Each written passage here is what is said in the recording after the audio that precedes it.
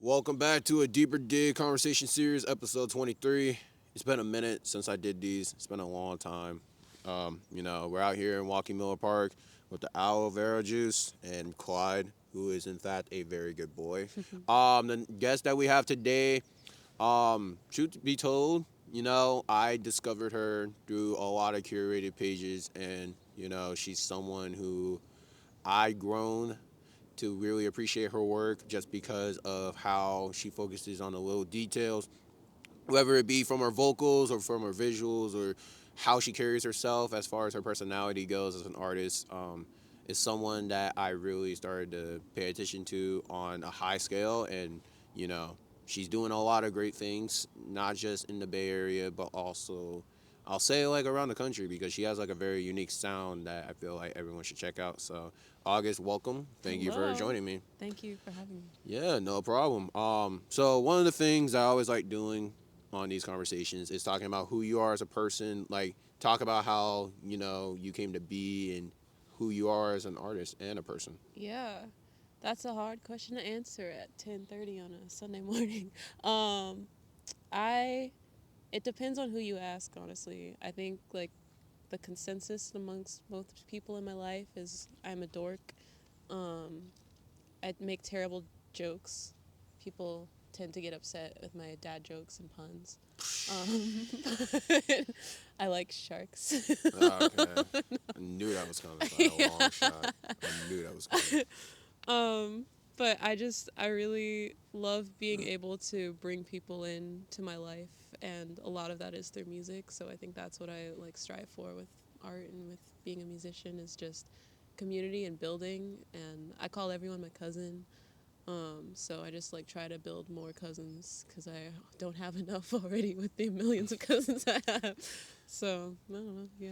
Yeah, absolutely. And how you kind of use that community aspect into your music. Like, Mm. for example, I know in a lot of your music, there's like this emphasis on love and passion Mm. that is felt within community. So, for you, how do you feel like community is a major factor into your music? I love that question. I honestly only have like a relationship to music because of community. Like even when I started with private lessons with piano when I was 6, I was in group piano lessons. So like even at that point it wasn't by myself, it was with other people. And then I studied that and it led me to OSA, which was like an art school filled with other artists, and like I from there was able to build friends and community, and so many of the people that I'm like currently inspired by came from there and were my like actual peers. And then like even with gigging, there he goes. Yeah. He's gonna start looking. See, this is what we talked about. Yeah. Collide is more than welcome. Yeah. I am very welcome upon this. Not a food. He's stupid. But yeah, like even with now my own path as a like solo artist or like whatever performing artist, that came from meeting other people. I started performing because I wanted to be able to connect more, and then also just wanted to like build outside of my own comfort zone. And I was able to get to these larger places because of the people that I was meeting and connecting with, and they all happened to have great people in their lives that they introduced me to. So everything has been a community effort, and I think like the biggest joy for me would be to just be able to like live and create as a thank you to people that have poured into me. So yeah. Yeah, and who are some people that inspire you? I mean, at first I was thinking music, but now I realize with that whole community Oh aspect yeah. into it, like who are some people that kind of inspire you to push you forward? Like, friends, Oh. family, creatives, all that jazz. Just shout out your people. Okay, there's hella people. I'm gonna shout out a lot of people if you're letting me. Well, first, mom. I have to say my mom, right? Because she's just been my rock, please, like for all of my life. And you don't usually get the story of like, oh, I want to be an artist, and the parents being like, go ahead. But she was like, no, you have to go full into it. Like you can't back down now. So I really appreciate that from her. And then my dad too. Who he still wants me to be a doctor, but he's like slowly coming around on it. um, but yeah, just my parents, my brother Jacob, shout out. He's cooler than me, and helps me be cool. And he's taller than me too, but we'll get over that. Um, I'm going to just literally say names. Like people in my actual artist community, shout out to everyone I play with, Ben, Carl, Eli, Jesus, Isaiah. Who am I missing? I know I'm missing people. Anyone that has played with me, Alejandro, Max. Satya is a friend and like another artist I met from OSA and like up here, and a wonderful artist who's out doing great things. She's going crazy right She's now going with crazy. KAL. Yeah, she did a thing with KALW. She's doing some more cool stuff. She did Stern Grove and opened for Masego and stuff. And Yeah, I worked at Stone Girl. oh yeah, you did. You saw her. But yeah, she's been a huge like just change in direction where she's another person that had a community with her and is so open and like inviting people in, and she was like, here, let me like introduce you to these people and help you out, and I'm thankful to her. Also very inspired by her and her music. Phil, also my manager, who I met through her, who's just like guiding and has so much knowledge on everything and like knows how this all works and is just in it for all the right reasons and just a selfless person. And then artists, I always say Lauryn Hill. My mom was pregnant with me and listened to the Miseducation on repeat. And then that became like our family road trip album that was always on the radio, to the point where I was getting a little sick of it at some point. Yeah. It was that album and then Songs in the Key of Life, the Stevie Wonder album, were the two that would play back to back.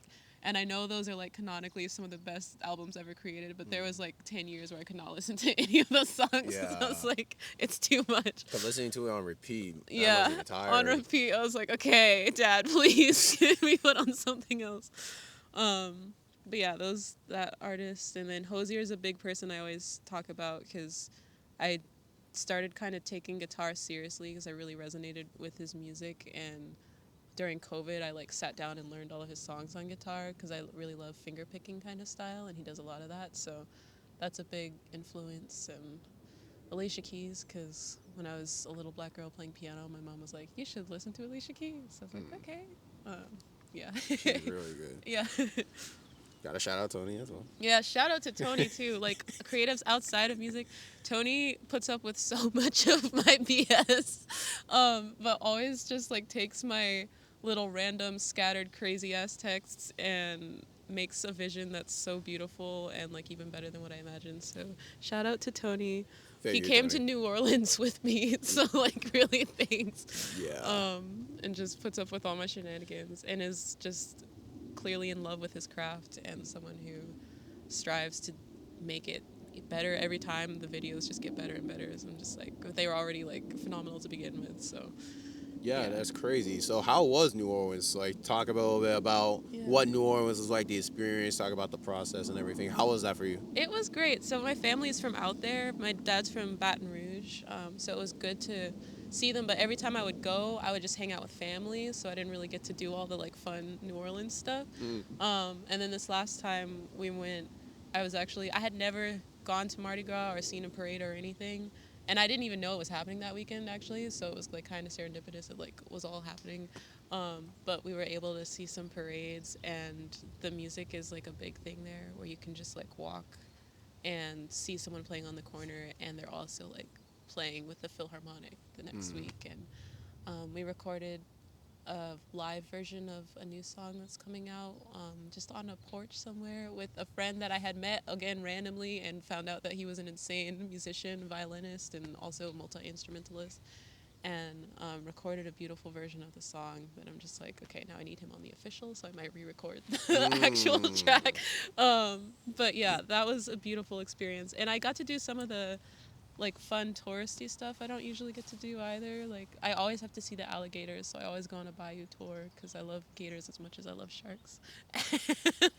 References. Yeah. But yeah, it was lovely. The food's always good. I love the people, and I just love the South, honestly. I know there's like, from the Bay, people are like, oh, the South, but there's so much to love about it. Oh, no, there's so much Yeah. food. Your Like, family's from out there too, yeah. Yeah, just a little bit of backstory. My mom's also from the South. My brother went to school at Southern University, so shout out to them. Shout out to There's a Southern. lot of, like, things to do in the South. There's a lot of things to do, specifically talking about Louisiana. There's a lot of, like, culture influence with it. Yeah. So it's pretty sick. You should check it out sometime for people that are interested in it. Yes. So one of the things that I do want to talk about, because I feel like this is interesting, you've been on the move lately with everything. Like SF Jazz, and then you performed at the Warriors Stadium. Yeah. You did Moab. You're doing like a lot of different things, and you're really exposing yourself to like performing live. Yeah. One of the things that I want to know is how's your mindset when you go into like performing live? Like when you like get that in-person reaction and you really feel that energy and that vibrance from the audience and the people that listen to your music like on a frequent basis. Like how do you feel going into that? That's a good question. Take time to think. Go ahead. There's like a battle that I've had for so much of, because I said I went to art school, but I was there for classical piano, and I had the worst stage fright. Like I honestly can't, like, who I was then feels so different than who I was now, because I hated performing with like every ounce of my body. That was like my least favorite part, was the performance. But now it's like I crave the performance. I just crave that energy. So it was a battle, like just really a mental battle, and there's parts of it that I'm still like trying to work through. There's still parts like pulling me back into being terrified and everything. But I had to, like, after I started singing and started going into like more vocal focused stuff, I really wanted to get over that fear, because I got to a point where I was like, I need music. I can't. I was going to school to international relations, and I was going to do like, I don't know, international law or something. I don't know what I was going to do. But then I was like, I need music. And so I started honestly just like challenging myself to go out there. So I would perform at like little open mics or like bars and stuff, and just try to get over, like, do a bunch of performances that I'm terrified of, so that I could get that out of my system. And so it's really funny now when I'm performing, because I still get nervous, but I think I've been able, and honestly, like, you're asking like in the moment what I'm feeling. Sometimes it is still the like panic, like, oh my god, they're like watching me. But now it's about not as much of the performance, but little things that are stupid, like, oh, I don't want to trip over this cable, or like, oh, my hands are awkward right now, or like stuff like that. It's like those inner thoughts Yeah, that you think exactly. like, yo, what if I do this? Exactly. Or like, oh shoot, I forgot to eat food, or like, oh, I have to burp. How do I time that in the song?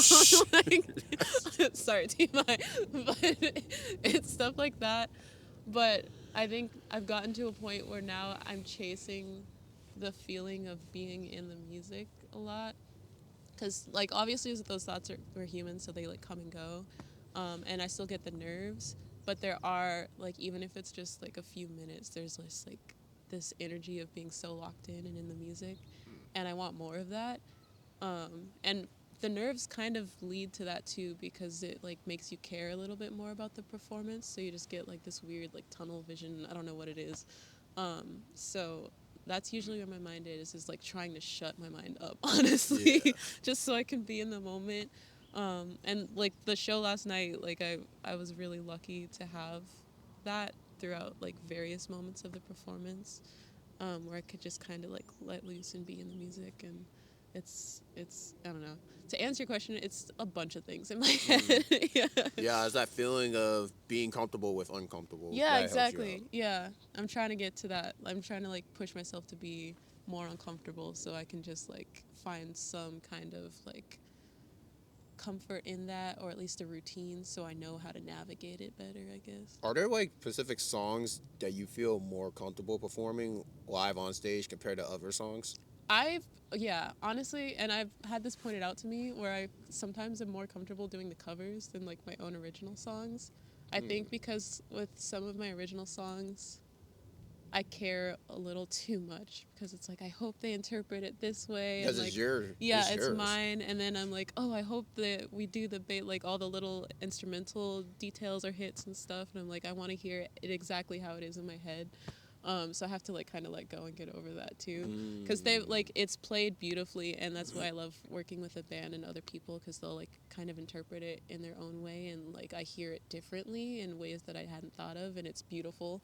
But I like get too in my head sometimes and have to like release, and then when I'm singing covers, I just don't have that pressure, I guess, because it's like, people know the song. Yeah, people know the song, Yeah. and they like feels more familiar. So like Yeah. when I feel like when people hear covers, and this is just my general take about Yeah. when people like listen to covers, like I feel like when people listen to covers, they get more excited Yeah, that's to true. hear the artist that they like sing a song that feels familiar to them. Yeah. So it definitely gives them an opportunity to be like, oh, I never heard this song sung by my favorite artist. I'm so excited to hear Yeah. this. No, that's true. And I've been like told that it's helpful too to open with covers because especially if you're an up and coming artist, it's like most people don't know my music, but if I sing a song that they're familiar with, then it's like good to bring the audience in. Always Yeah. engagement. Yeah, you bring them in that way. Exactly.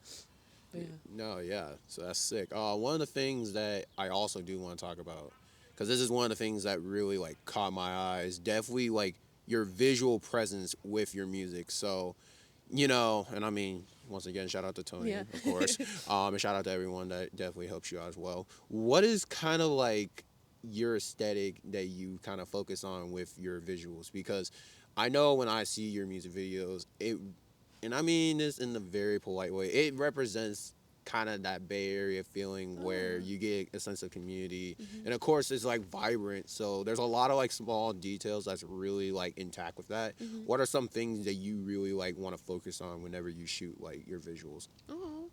Um it's hard. Like I think personally I just struggle with aesthetics like in general. Like if you see the mental turmoil I go through to like choose outfits and stuff and then like just curate nice looking things, I struggle a lot, but I do have like a vision, and the answer to this question is going to be a lot of shouting out Tony, honestly, so sorry Tony.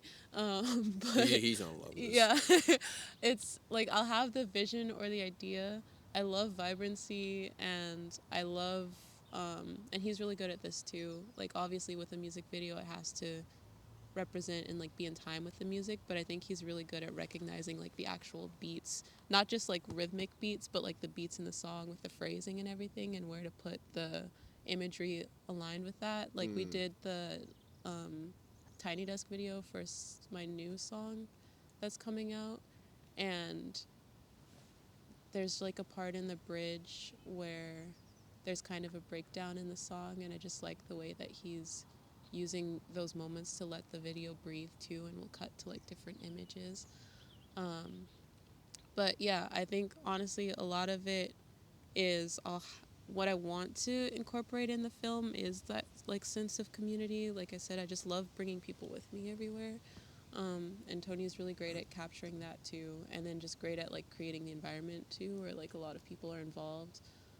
Because I don't like doing stuff solo. I like collaborating a lot. So there's a lot of opportunity for that, and I think like visually he's just like great at seeing. When we did the In the Dark music video, I sent over, because okay, believe it or not, I did go to film school, like that's what my degree is in. Oh. But I was more in screenwriting, not like the production side, so like the like storytelling of it. But I tried to draw out, what is it called? Now I'm forgetting. What are the like panels when Is it a storyboard? Storyboard, yeah, Yeah, okay. storyboard. I drew out a storyboard for In the Dark, but it was garbage because it was like on lined paper and like stick figures, and then I was trying to draw like arrows to indicate which way they were supposed You to gotta get away with that? You let her get away with that? and I sent that to Tony. And Tony's always polite, so he's like, yeah. But then he was able to take that, and like what ended up coming out of that, like for the music video, is exactly what I was trying to ask.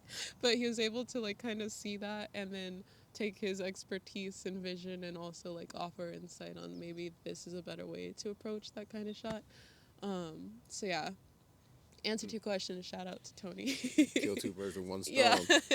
So yeah, another thing that I really find interesting is, I mean, this is just something that always intrigues me, is how, and there's only like a certain amount of artists that I've seen and I've heard that has this sense of like just letting things breathe. You have like a lot of songs in your discography that it's almost like a reflective feeling from within, like Yeah. you let the song breathe, whether it be from your vocals down to the production. One of the things that I do want to ask is that, do you have songs that you feel like you wish to highlight, that you want to highlight, that you feel like aligns with that feeling of just letting things settle? Oh, I mean, I think like the ones yeah, of the ones that are out, Better Places is a great example of that because that song is hella long and even longer if you hear it live because of all the solos that happen. And that's one when I was first like producing or like working with it, they wanted it to be shorter, which I understand the argument for that too. It's like easier if the song is shorter for it to be played and everything. But when I wrote that song, I was in a really reflective state. And so I wanted to keep that feeling. And it's like long as heck. And everyone that gets through it, thank you. But it like opens with a whole guitar intro that's like a minute long and then closes with a whole guitar solo that's like going on forever. And then there's just like periods of the synth just kind of like playing and stuff. But I do love like exactly how you said. I love having time for music to breathe, and that's another thing with collaboration is I love having a song and then being able to bring it to someone and letting them be able to like offer what they can to the song. So when there are moments where I feel like this there should be a solo here and I want to hear you and I want to hear like your heart in this song too, I don't want to cut that out. So yeah, that's Better Places is one I think that highlights that well. Shout out to Jesus who did the epic guitar solo for that. He is always like, I hated it, I'm not good, and I'm like, dude, shut up. Oh, you cooked. He's You cooked. cooking all the time. He's also a great cook. He is a better cook than I am. I admitted that to him yesterday. But that's a side note. Yeah. He brought like cinnamon buns for the filming of we did the like Tiny Desk video and stuff, and he made a batch of like cinnamon rolls that were delicious. So cooks on the guitar and cooks in the kitchen. But yeah, I think like that's a good one for letting space. And then I like being able to play live because I think there's a little bit more leniency for that as well. Because I do understand if you're sitting just listening to a track on your phone, our attention spans are like shit nowadays. So you're not going to listen to a whole like 6-7 minute song. But I think when it's live, people are wanting to see more of a performance. Okay. What? It was gonna happen. It was gonna happen. Down. It was gonna happen. Sir. But I think when you're live, obviously, like there's more room for that, and there's also all of the other people in the room watching to account for, so that energy sometimes allows for more space and breathing, and sometimes you need it. Literally, the show I did whenever that was at the Oakland Museum like 2 weeks ago, I just started Moed? it. Yeah, not Moed. I did another one at Oakland Museum. Oh, really? On Valentine's Day? No, the day before It was the day that I left for New Orleans. So it was February. Yeah, February. Okay, got you. Sorry, I'm like, I don't know when it is anymore. But I like started the set by just like having everyone breathe because it had also been a long day for me. So it was really for me. But it was helpful. So it was like a therapy session. It was a therapy session, honestly, because I was like, I need to breathe. I know y'all are also coming from work because it's a Thursday night and it's raining, and that week in particular felt crazy with everything that was happening on the news. So I was like, we just need to breathe, and I think there should be more time for that in music. That was powerful, actually. That was crazy. So I do want to give a PSA. She did just come back from SF Jazz, literally last night, with Tony. Shout out Tony again. Yeah. Last shout out of the day.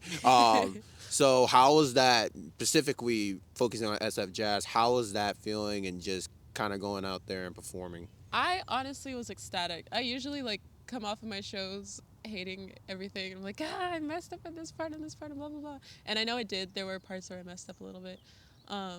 But I felt so good just being there because that's been a dream of mine to play there for a while. I have like my Bay Area venue dream list, and SF Jazz is on there.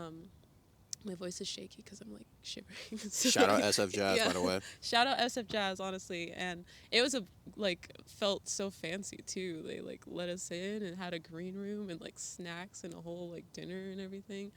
But it just like the sound was beautiful.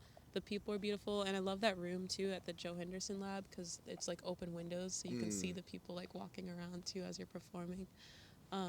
But it felt so nice, and it was sold out too, which was insane to me to like. Congratulations. Yeah, I was like, dude, what the heck? But just like the people, because I have portions where I make people sing along too, and everyone was just like into it and able to sing along. I heard some harmonies too, so shout out if you were singing harmonies. Um, but that was a moment where I was able to like be fully in the music, and I was just like on the stage playing with everyone, and I could feel everyone and hear everyone. And we were also like smiling at each other, which doesn't happen because it's usually like chaos and stress.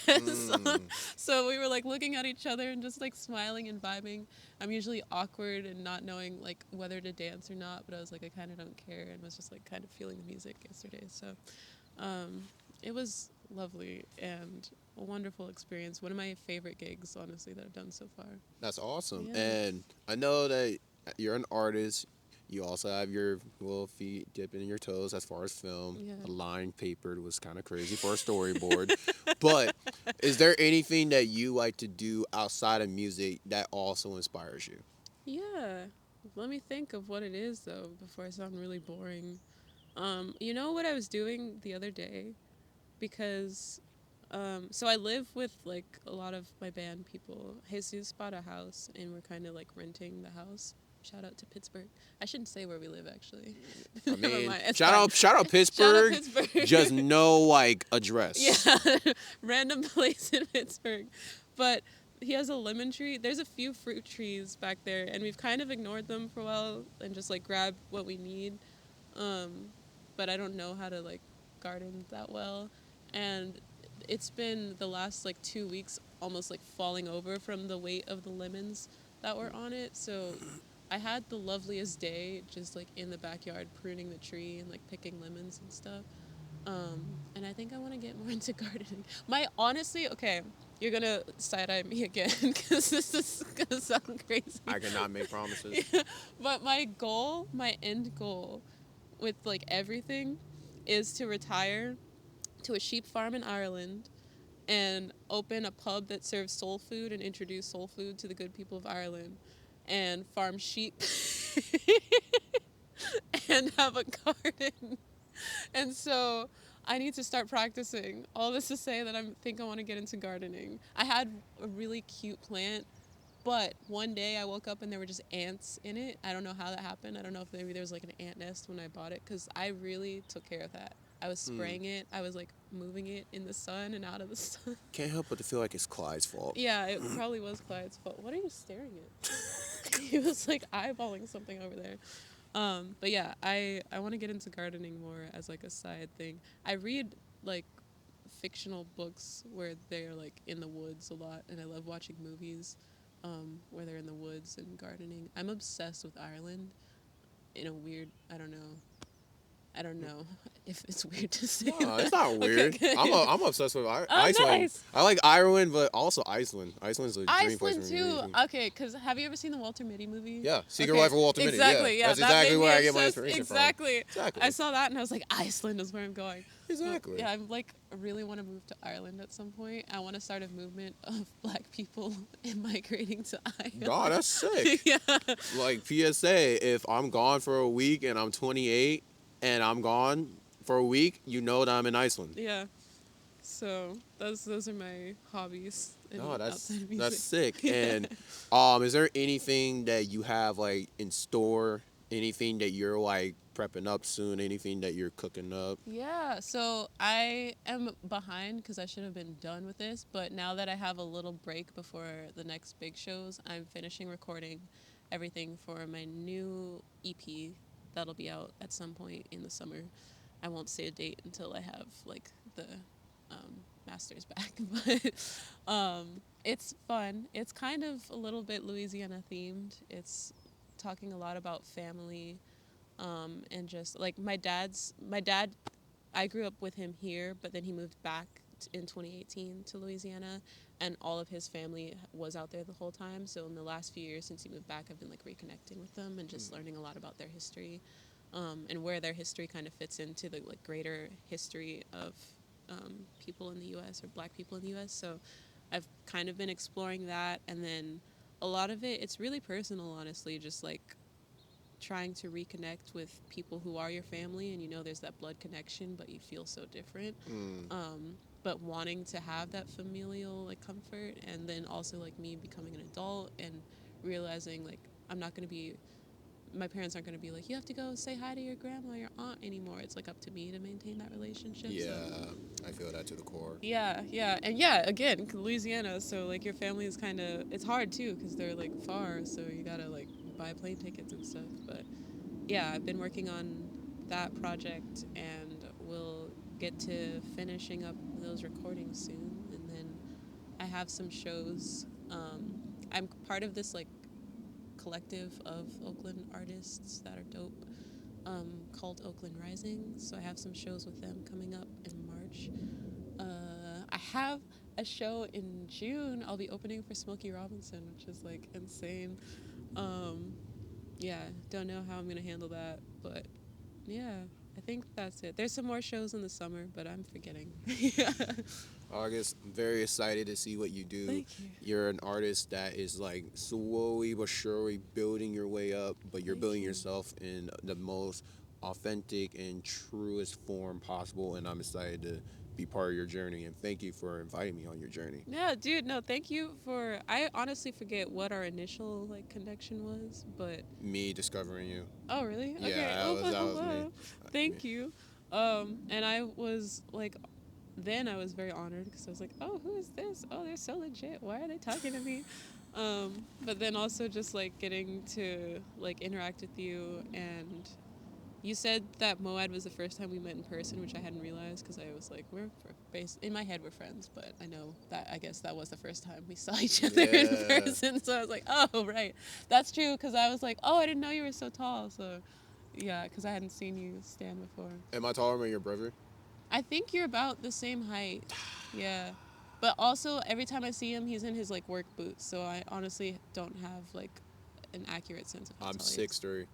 I think he's like 6'2", so maybe you are taller. Yeah, I got the edge. I got the Yeah, edge by you got it. my quarter of it. You guys gotta square up. Yeah, we'll square up. Yeah. We'll square up.